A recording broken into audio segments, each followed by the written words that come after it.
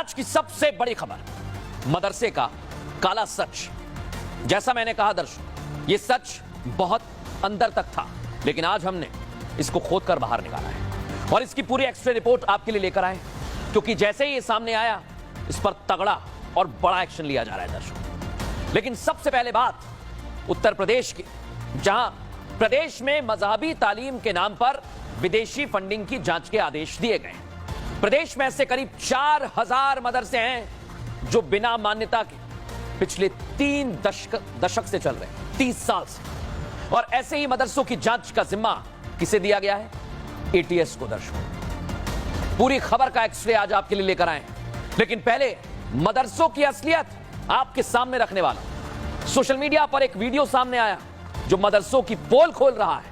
लोग मदरसों में तालीम लेने के लिए अपने बच्चों को भेजते हैं, जैसा आप देख रहे हैं, लेकिन उन मदरसों की हकीकत आज आप सुनेंगे तो चौंक जाएंगे, हैरान रह जाएंगे। कैसे मदरसों में पढ़ने वाले मौलवियों की पोल खोली जा रही है। बताया जा रहा है कि मदरसों को खोलने का मकसद क्या है, और यह सच एक मौलाना खुद कह रहा है दर्शक, सुनिए जरा। हमारे मौलवी मुंह काला करते हैं, तुमने मदरसे इसलिए बनाए हुए हैं ताकि तुम बच्चों के साथ मुंह काला करो। ये लो आप फकी वाला जवाब दो। इस मदरसे में ये काम नहीं होता। एक मदरसे को क्लीन चिट देंगे, इससे स्कूल हजारों दर्जे बेहतर है, क्योंकि स्कूलों के अंदर हॉस्टल नहीं होते हैं, उनमें यहाँ के बच्चों के साथ टीचर्स ये काम नहीं कर सकते। लेकिन मौलवियों के पास रात के वक्त भी बच्चे अवेलेबल होते हैं, दिन के वक्त भी पर्दे में भी अवेलेबल होते हैं, ये बच्चों के साथ मुंह काला करते हैं। तो मैं फिर ये कहना शुरू कर दूं कि ये मदरसे मौलवियों ने इसलिए बनाए हुए हैं ताकि बच्चों के साथ मुंह काला करें। और मदरसों के माहौल जो है ना हमसे ढके छुपे नहीं है। 5-6 साल मेरी उम्र थी, उस वक्त से मैंने मदरसों में जाना शुरू किया। मदरसों का पूरा चट्टा बटा मुझे पता, तमाम मकान पे बच्चियों के साथ ये क्या करते हैं, बच्चों के साथ क्या करते हैं। यही है वो मौलवी जिसका वीडियो वायरल हो रहा है और हमने आपको सुनवाया। लेकिन ये क्यों सुनवाया है दर्शक, इसकी रिपोर्ट में आपके लिए लेकर आया, क्योंकि मदरसे से जुड़े हुए कुछ मामले हमारे सामने। 30 अगस्त 2024 में प्रयागराज मदरसे में नकली नोट छापे जा रहे थे। सोचिए जरा, लोनी में मदरसे में मौलवी पर रेप का आरोप लगा 4 सितंबर 2024।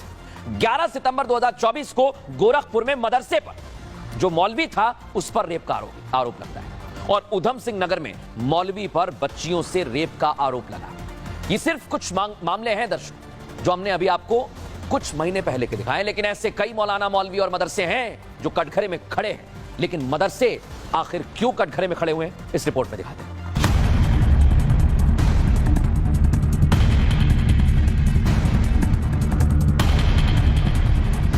जिन मदरसों में मजहबी तालीम लेने के लिए बच्चों को भेजा जाता है, उन कुछ मदरसों में ऐसे लोग मौजूद हैं जो देश के साथ ही मानवता के खिलाफ काम करते हैं। कहने को तो ये एक टीचर होते हैं, लेकिन इनका असल मकसद कुछ और ही होता है। मुंह काला करते हैं, तुमने मदरसे इसलिए बनाए हुए हैं ताकि तुम बच्चों के साथ मुंह काला करो। ये लो आप फकी वाला जवाब दो। इस मदरसे में ये काम नहीं होता। एक मदरसे को क्लीन चिट देंगे। इतना ही नहीं, इन मदरसों में कैसे मौलवी मुस्लिम बच्चों के सहन में जहर घुलने का काम करते हैं, इसकी तस्वीर भी सामने आ गई है। मौलवी बच्चों को गैर इस्लामिक त्योहार ना मनाने की तालीम दे रहा है। काम जिससे अल्लाह ताला खुश होता है उसे क्या कहते हैं? इबादत कहते हैं। तो इबादत कहते हैं, दिवाली मनाने से अल्लाह खुश होगा?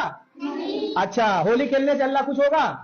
किसी गैर कौम की त्योहार मनाने से अल्लाह ताला नाराज होगा कि खुश होगा? नाराज होगा। और खुश कौन होगा? शैतान खुश होगा। और शैतान तो चाहता है ना कि अल्लाह की इबादत और इताअत से मोड़ करके, हटा करके तुमको किसी गैर की तरफ लगा दे। अब आप कल्पना कीजिए कि अगर कोई हिंदू शिक्षक हिंदू छात्रों को ऐसा पाठ पढ़ाएगा तो क्या होगा। मुसलमानों के रहनुमा सिर पर आसमान उठा लेंगे, माहौल खराब करने के आरोप लगाने की एक मुहिम सी चला देंगे। दर्शकों, ये कुछ मदरसे हैं, सारे मदरसे ऐसे नहीं होते, लेकिन आज इनका काला सच जो कटघरे में, वो मैं आपको बता रहा हूं। कई अवैध काम बिना मान्यता के ये मदरसे संचालित हो रहे हैं, और उन मदरसों को होने वाली फंडिंग को लेकर भी अब जांच शुरू हो गई, जिसका सबसे ताजा उदाहरण, लेटेस्ट एग्जांपल कौशांबी से सामने आया, जहां कौशांबी में अवैध मदरसों पर एक्शन शुरू हो गया दर्शक। और कलेक्टर यानी डीएम की सख्ती के बाद 84 मदरसों में 4 मदरसे ऐसे मिले, सारे नहीं 4 मदरसे जो अवैध तरीके से चल रहे थे, जिसके बाद एक मदरसे पर एक्शन भी हुआ है। इसके साथ ही इन मदरसों पर, अवैध मदरसों पर जो फंडिंग हो रही थी, उस पर भी जांच तेज कर दी। डीएम का कहना है कि आरबीआई को खत लिखा है ताकि जांच के बाद एक्शन लिया जा सके। लेकिन सोचिए आप दर्शक कि यहां अवैध फंडिंग हो रही है। क्या कह रहे हैं डीएम, सुनवाता हूं। हमारे जिले में 84 मदरसाज है, जिसमें 11 मदरसा है जो मान्यता प्राप्त है, एडेड है, और बाकी मान्यता प्राप्त है लेकिन अनएडेड है। उसके अतिरिक्त 4 ऐसे पाए गए हैं जो मान्यता प्राप्त नहीं है, जो अवैध के रूप में चल रहे हैं। उसके क्रम में एक के खिलाफ अभी कार्रवाई हुई है, बाकी के 3 में भी अभी कार्रवाई संचालित है। अभी जैसे ही पूरा रिपोर्ट आ जाएगा उसमें भी कार्रवाई की जाएगी। उसके क्रम में ये भी कहना है कि सुप्रीम कोर्ट के उसमें कुछ ऑर्डर्स भी आए हैं, उसको भी संज्ञान में लेते हुए पूरे मदरसा जो अवैध है उसमें कार्रवाई की जाएगी। अब देखिए, जब बात उत्तर प्रदेश की आई तो अवैध मदरसों पर योगी स्ट्राइक सामने आ गई। दर्शक, यूपी एटीएस ने 4000 मदरसों की जांच शुरू कर दी है। मदरसों को राज्य सरकार ने अनुदान नहीं दिया।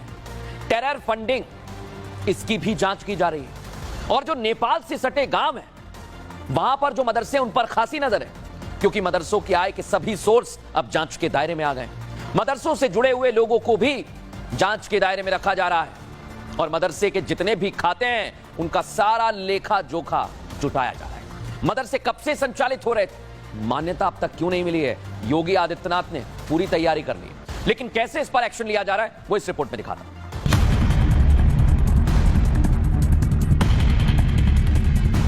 यूपी के अवैध मदरसों की पूरी कुंडली एक एक कर योगी की टेबल तक पहुंच रही है। करीब 4000 मदरसों का पूरा इतिहास भूगोल खंगालने का जिम्मा योगी ने एटीएस को दे दिया है। की आड़ में करप्शन कर रहे हैं, मदरसों की आड़ में बाहर से फंडिंग आ रही है, वो अपने ऐशो आराम कर रहे हैं। तो यूपी एटीएस की जांच में ये सब चीजें आईने की तरह साफ हो जाएगी कि किसको बाहर से फंडिंग हो रही है, किसको।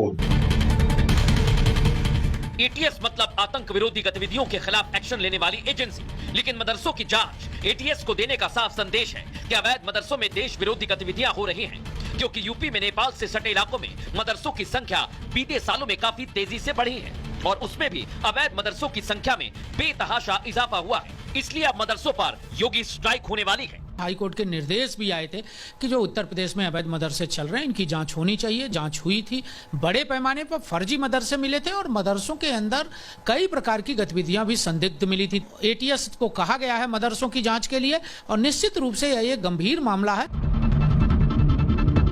अवैध मदरसे को लेकर खुलासा हुआ है कि ये विदेशी फंडिंग से चल रहे थे और इसलिए अब योगी एक्शन में है ताकि देश के खिलाफ काम करने वालों पर लगाम लगाई जाए। लेकिन विरोधियों को इससे परेशानी है। पूरे उत्तर प्रदेश में सबसे बड़े एक्शन की तैयारी है, जिसे विपक्ष चुनावी दांव बता रहा है।